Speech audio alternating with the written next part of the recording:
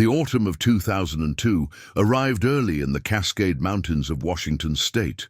By mid-September, the Douglas firs were already shedding their needles, and the air carried that peculiar crispness that seasoned hikers recognize as a warning. 4 experienced explorers gathered at the trailhead of the North Fork Sauk River Trail on September 18th, their breath forming small clouds in the pre-dawn darkness. They were heading into one of the most remote sections of the Henry M. Jackson Wilderness, a 135,000-acre expanse where cell phones became useless decorations and the nearest road could be days away on foot. Marcus Brennan, 43, led the expedition, a cartographer by profession and an adventurer by calling. He'd mapped portions of Alaska's interior and documented cave systems in Kentucky that hadn't seen human presence in centuries. His wife, Jennifer, 41, taught geology at the University of Washington and had published papers on the region's volcanic history. The couple had been exploring together for 15 years, and their home in Seattle was decorated with photographs from every continent except Antarctica, which they'd planned to visit the following summer. The other 2 members were equally qualified. David Kowalski, 38, worked as a wilderness guide and had grown up in Montana, learning to read weather patterns before he learned algebra. His friend Rebecca Torres, 35, was a wildlife biologist who'd spent the previous 3 years studying wolf populations in the Cascades. The 4 had met through a mountaineering club and had completed dozens of expeditions together, each more ambitious than the last. Before we continue with what happened to these 4 remarkable people, I'd love to hear from you. Please subscribe to the channel and drop a comment telling me where you're watching from. Now let's get back to the story. Their plan was straightforward on paper. A 12-day trek covering approximately 90 miles, documenting old-growth forest zones and collecting geological samples from areas that had received minimal scientific attention. They'd filed a detailed itinerary with the ranger station, marking waypoints on topographical maps and listing expected check-in dates. Marcus had even left a sealed envelope with their route details at his sister's house in Bellingham, to be opened only if they failed to return by October 1st. The first 3 days passed without incident. According to the journal entries later found at their base camp, Jennifer's handwriting filled pages with observations about mineral deposits and ancient lava flows. Rebecca noted wolf tracks near a tributary stream and documented what appeared to be a previously unknown den site. David's entries were more practical, recording weather conditions, water sources, and the occasional complaint about his aging knees. On September 21st, Marcus wrote the final entry that would be discovered by search teams.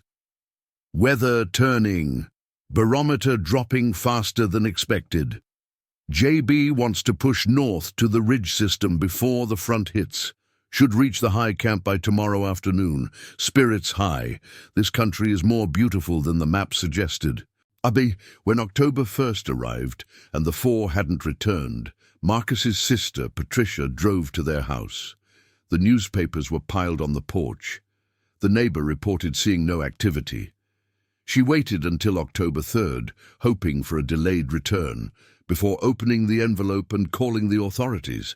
The search began immediately, drawing resources from 3 counties. Helicopters swept the wilderness, their thermal imaging cameras scanning the canopy. Ground teams followed the marked route, finding the base camp exactly where the itinerary indicated it should be. The camp was orderly, almost pristine. Tents were properly secured, food was stored in bear-proof containers, and equipment was neatly organized. Nothing suggested panic or emergency, but the 4 explorers were nowhere to be found. And crucially, their packs, sleeping bags, and critical survival gear were missing. Search coordinator Thomas Vega, a veteran of dozens of wilderness rescues, told reporters the camp looked like the group had simply packed up and moved on. But moved on to where? Teams pushed further north, following the route Marcus had outlined. They reached the ridge system he'd mentioned, a knife edge of exposed granite, offering panoramic views of the surrounding peaks. There, approximately 8 miles from base camp, they found the first troubling sign. A single hiking pole, Marcus's, identifiable by the custom grip tape he'd applied, lay wedged between 2 boulders. The area showed signs of a scramble, scuff marks on the rock face, indicating multiple people had climbed through. But the trail beyond that point offered 3 different possible routes, each leading into increasingly difficult terrain. For 3 weeks, over 200 volunteers combed the wilderness. They found nothing else, no clothing, no gear, no bodies. It was as if the 4 had simply evaporated into the mountain air. The official search was called off on October 28th, though Marcus's sister organized private searches that continued sporadically for the next 2 years. The disappearance consumed the Seattle outdoor community. Theories proliferated like wildflowers after rain. Some suggested a bear attack, though no evidence supported it, and such attacks on groups of 4 were virtually unheard of. Others proposed a fall, perhaps all 4 roped together and pulled into a crevasse or ravine. A few darker theories emerged suggesting foul play, but investigators found no evidence of anyone else in the area and no motive for harm. Jennifer's mother, Elizabeth, became a fixture at the ranger station, pleading for continued searches every spring when the snow melted.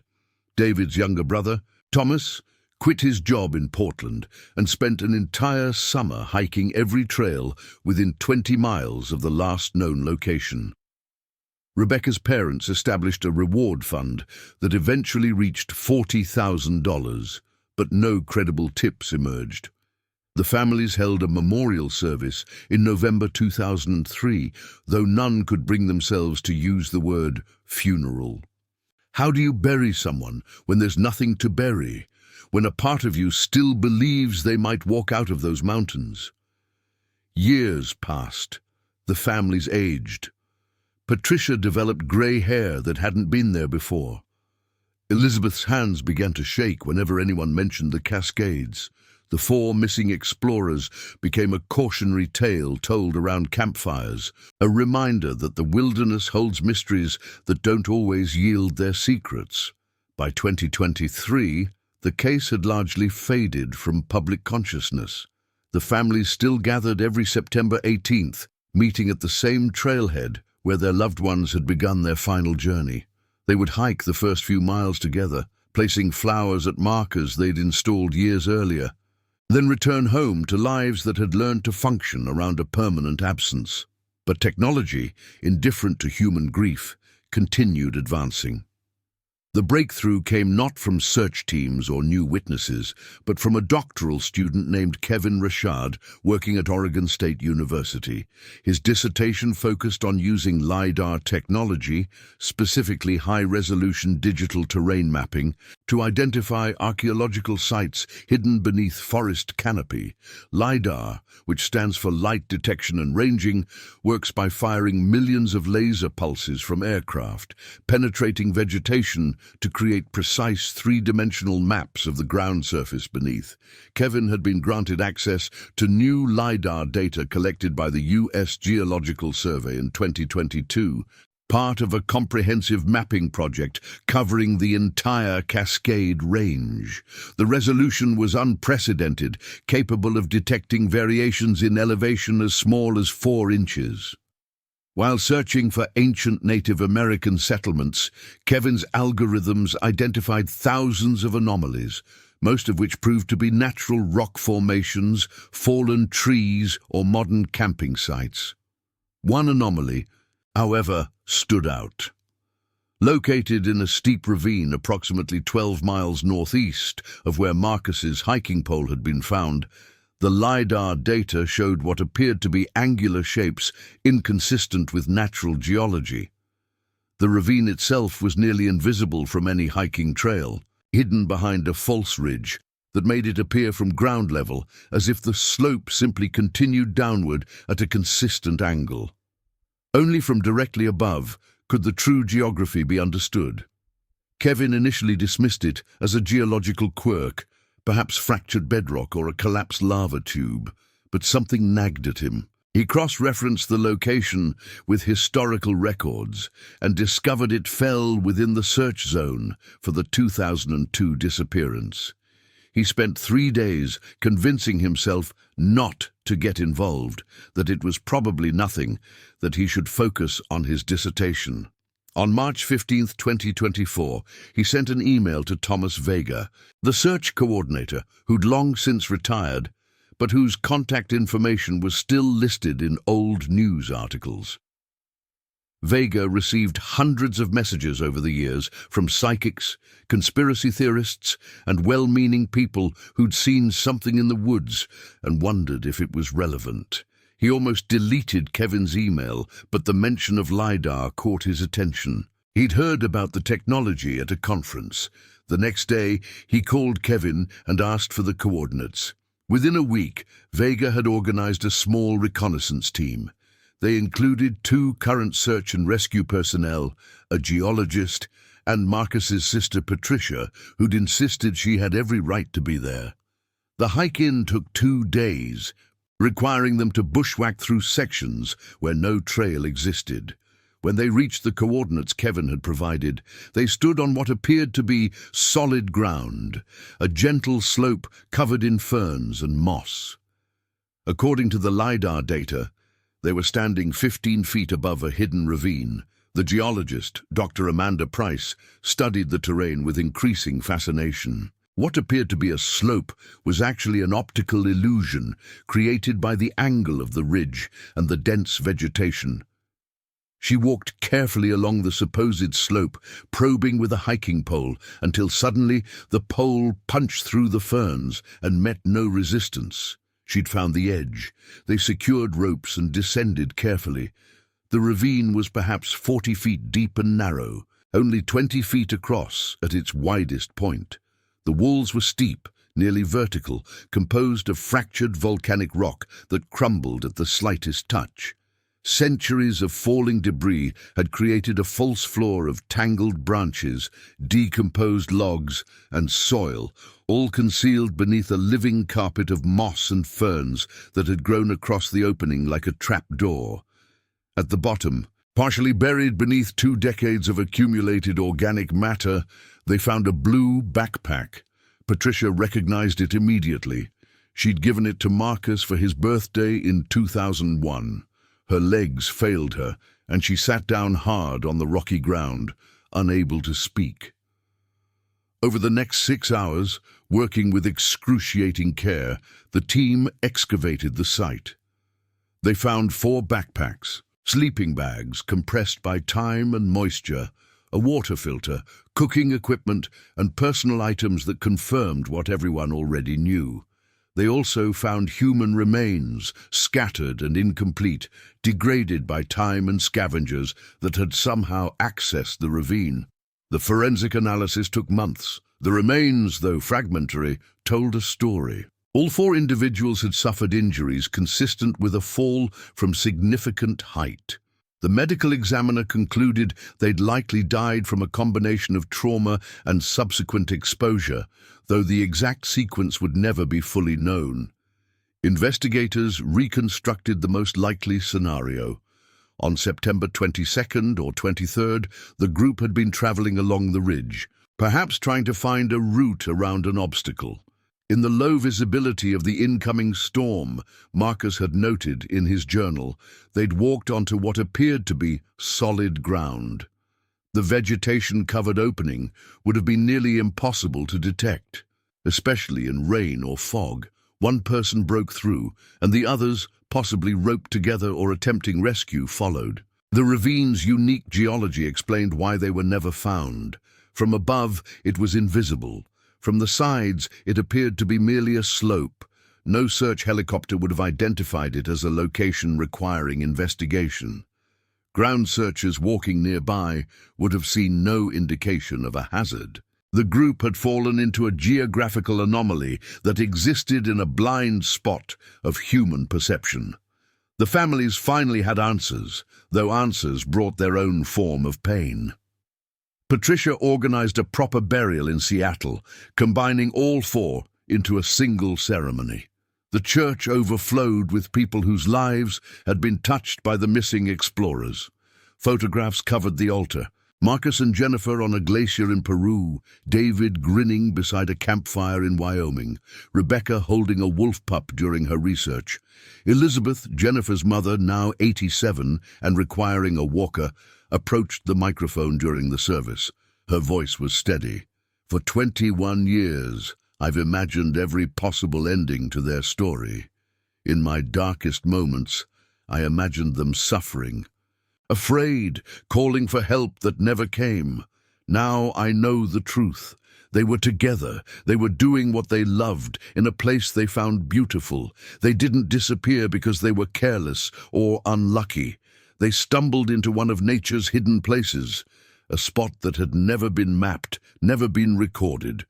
My daughter spent her life studying the Earth, trying to understand its secrets. In the end, the Earth kept one final secret from her.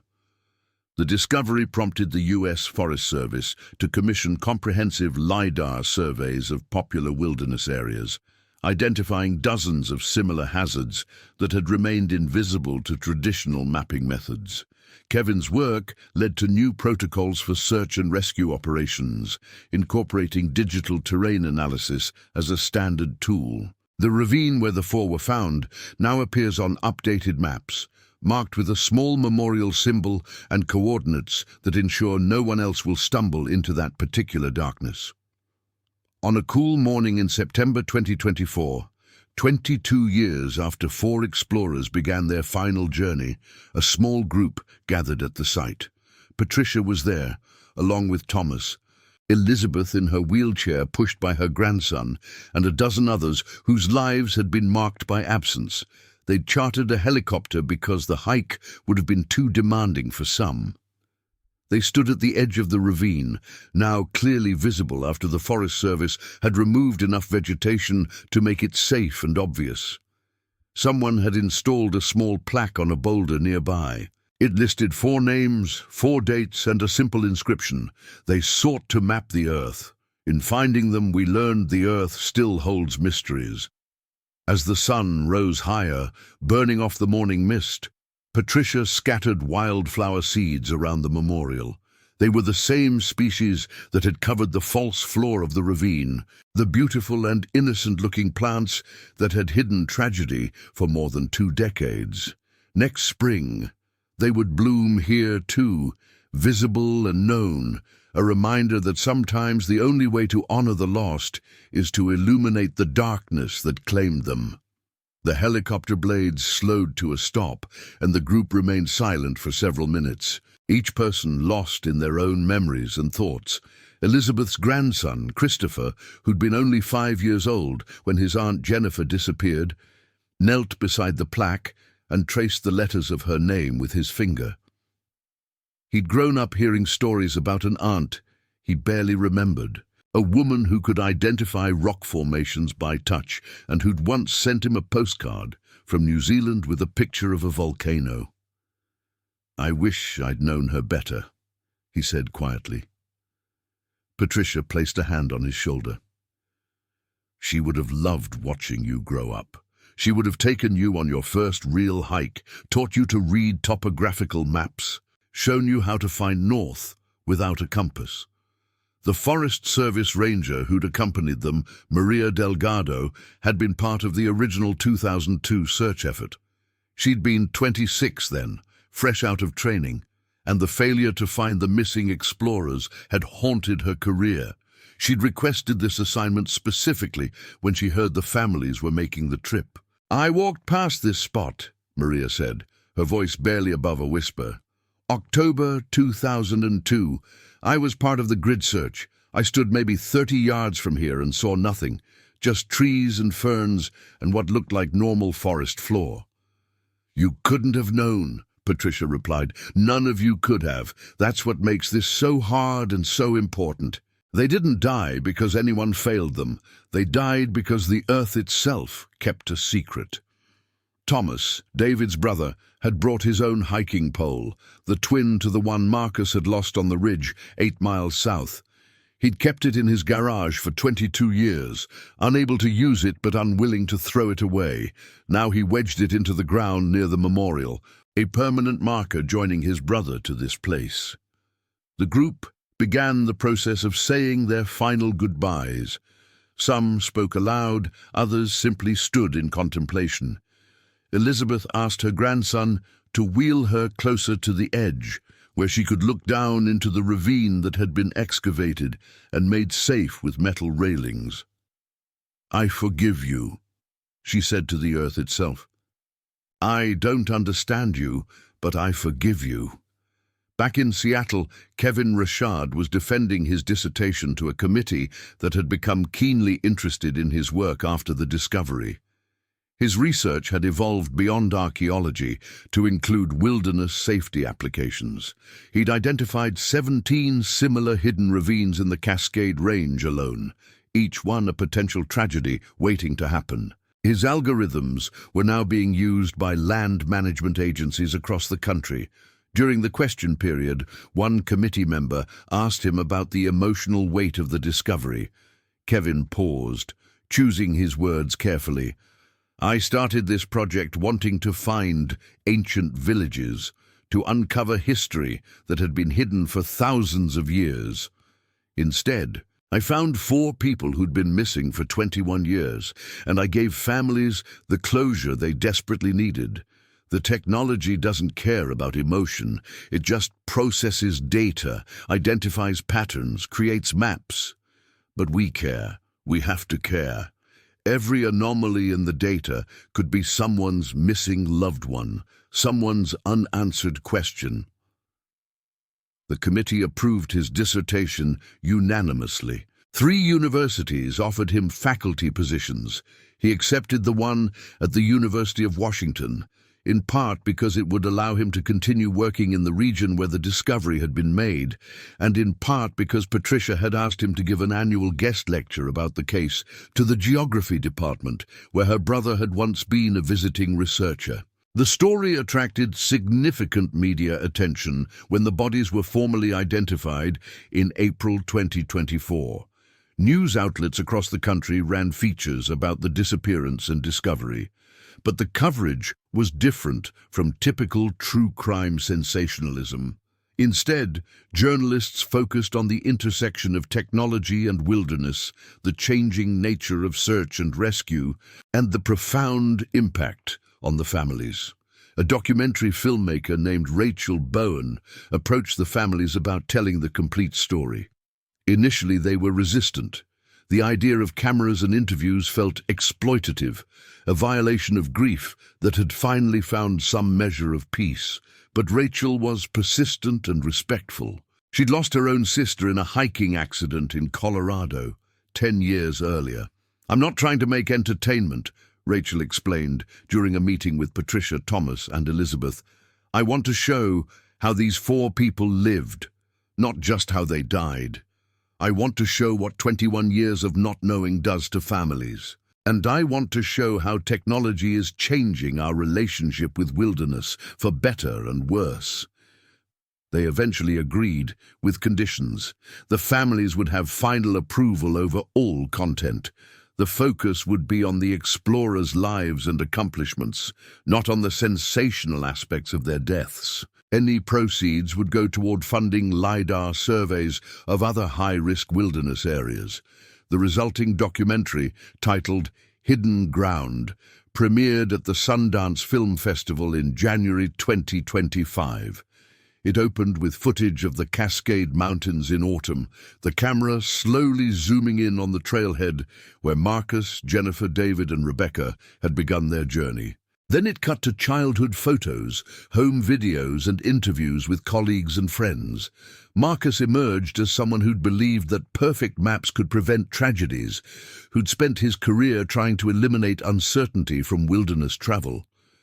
The irony wasn't lost on anyone. Jennifer appeared in old lecture footage, explaining to students how the Cascades were still geologically active, still changing, still capable of surprises. David's warmth came through in videos from guided trips, his easy laugh and patient teaching style evident. Rebecca's passion for conservation was captured in her published research and interviews with fellow biologists who'd worked alongside her. The documentary spent significant time with the families, showing the impact of unresolved loss. Patricia described how she'd found herself unable to throw away Marcus's mail for 3 years, how she'd kept his phone number active just so she could call it and hear his voice on the voicemail. Thomas talked about the guilt of continuing to live his life, getting married, having children, while not knowing if his brother was suffering somewhere. The technical aspects of the discovery were explained through animation and interviews with Kevin and the search team. The invisible ravine was recreated using the actual LiDAR data, showing viewers exactly how the geographical illusion worked. Experts discussed how even experienced explorers could be fooled by such terrain features, especially in poor visibility. The final section focused on the impact of the discovery. New search protocols, improved mapping technology, memorial services, and the families finally being able to move forward with their lives. The film ended at the memorial site, with Patricia reading from one of Marcus's old journals. March 1997. Jennifer and I summited Mount Rainier today, standing at 14,000 feet. Looking out at the endless peaks, I felt simultaneously infinite and insignificant. The mountains don't care about our plans or our maps. They exist in their own time, operating by their own rules. The best we can do is approach them with respect, preparation, and humility. That's not a guarantee of safety, but it's a foundation for understanding. The documentary won the Audience Award at Sundance and was later acquired by a major streaming platform. It sparked conversations about wilderness safety, the limits of technology, and the nature of closure. Hiking forums debated the ethics of using technology to eliminate mystery from wild places. Philosophy professors assigned it in courses about human relationships with nature. For the families, the attention was overwhelming, but ultimately welcome. Strangers reached out with their own stories of loss and discovery. Other families dealing with missing persons cases contacted them, seeking advice and understanding. Patricia found herself becoming an advocate for improved search technologies, testifying before Congress about funding for LiDAR surveys of federal lands. In the summer of 2025, the University of Washington established the Brennan Kowalski Torres Fellowship for Wilderness Studies, funded by donations that poured in after the documentary's release. The fellowship would support graduate students studying wilderness safety, mapping technology, or search and rescue techniques. The first recipient was a young woman from Montana who'd lost her father in an avalanche and wanted to develop better predictive models for snow stability. Elizabeth passed away peacefully in August 2025, 3 months after the documentary's release.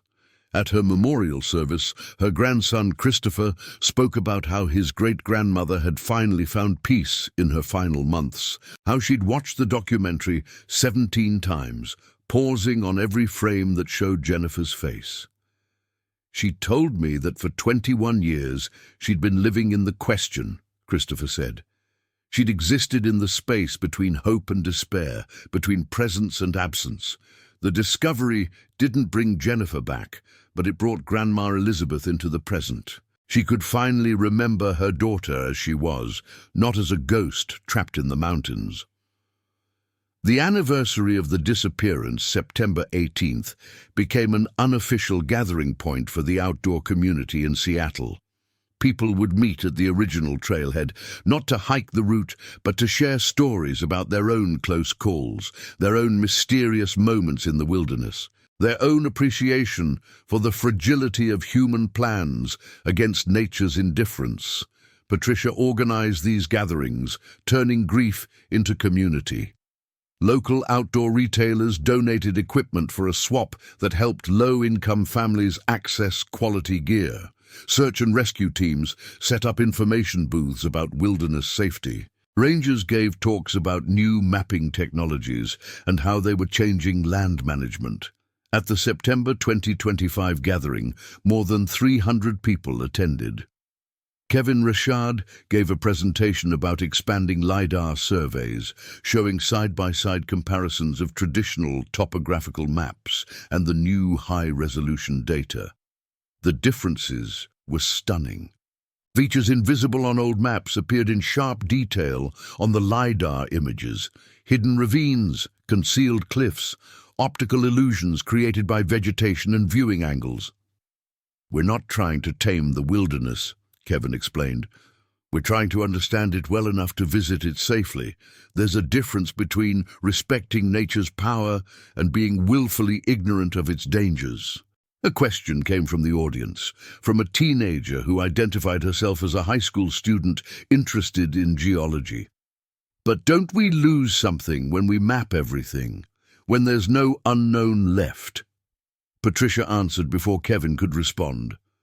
"My brother spent his life making maps. He believed in the power of information, of preparation, of knowledge. But he also believed in the power of wilderness, of places that exist beyond human control. Better maps wouldn't have made him love the mountains less. They might have brought him home alive." The gathering ended with a moment of silence. 300 people standing quietly at the trailhead as the sun set behind the peaks.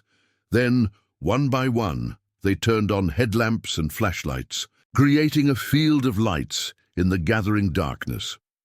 It was Patricia's idea, a reminder that light and knowledge don't diminish wonder. They make it sustainable. In the months following, requests for LiDAR surveys increased dramatically. The technology, once primarily used for archaeology and geology, became standard in wilderness management. Hidden hazards were identified and either marked or mitigated. Several potential tragedies were prevented when hikers reported finding unmarked ravines that matched patterns identified in the LiDAR data. But technology couldn't solve everything, and the wilderness community understood that. New cases of missing hikers continued to emerge. Some were found quickly, others remained mysteries. The difference was that now families had another tool, another possibility, another reason to hope that their unanswered questions might someday find resolution. Thomas retired early from his job in Portland and moved to Seattle to be closer to Patricia. They'd become closer than they'd ever been before their siblings disappeared, united by shared loss and shared purpose. Together, they worked on a book about the case, not focusing on the mystery, but on the lives of 4 remarkable people who'd loved wild places and each other. The book, published in March 2026, included Marcus's journals, Jennifer's field notes, David's guide logs, and Rebecca's research papers. It was part biography, part meditation on loss, part technical manual about wilderness safety. The final chapter was written by Kevin, explaining how the discovery had been made and what it meant for the future of search and rescue. Reviews were universally positive, with critics praising the book's refusal to sensationalize tragedy while still acknowledging its profound impact. One reviewer wrote, "This is not a mystery story with a neat solution. This is a human story about people who ventured into wild places, about families who lived with absence, and about how technology can sometimes bridge the gap between loss and understanding." The book's success led to additional fellowships, more research funding, and continued conversations about how humans interact with wilderness. Patricia and Thomas donated the proceeds to the National Association for Search and Rescue, specifically earmarking funds for technology training and equipment. On a cold morning in November 2026, Patricia hiked alone to the memorial site. The Forest Service had improved access, creating a maintained trail that eliminated the need for bushwhacking. She made the journey several times a year now, finding peace in the routine and the landscape. She sat on a bench that had been installed near the memorial, looking down into the ravine that had been her brother's final resting place. The railings made it safe, visible, comprehensible. but she tried to imagine it as it had been in 2002. Invisible, unexpected, a trap disguised as solid ground. Marcus had believed in understanding the world through careful observation and detailed documentation. He'd taught her to read maps when she was 10, showing her how contour lines revealed the shape of land, how symbols represented reality compressed onto paper. He would have appreciated the irony that his own final location had been hidden by the inadequacy of those very maps. "We found you," Patricia said quietly to the wind. "It took 21 years and technology you never imagined, but we found you. I hope that matters. I hope wherever you are, you know that you're not lost anymore." The wind moved through the trees, carrying the scent of pine and damp earth. Somewhere in the distance, a raven called. The mountains stood unchanged, indifferent to human grief and human understanding alike. Patricia stood, adjusted her pack, and began the hike back to the trailhead. Behind her, the memorial remained, a marker of loss and discovery, a reminder that the wilderness gives up its secrets slowly, and only to those patient enough to keep searching. The story of 4 explorers who disappeared in 2002 had finally reached its ending, not with a mystery solved, but with a truth revealed. They had gone into the mountains seeking beauty and understanding. They had found both, along with a hidden place that the earth had kept secret for thousands of years.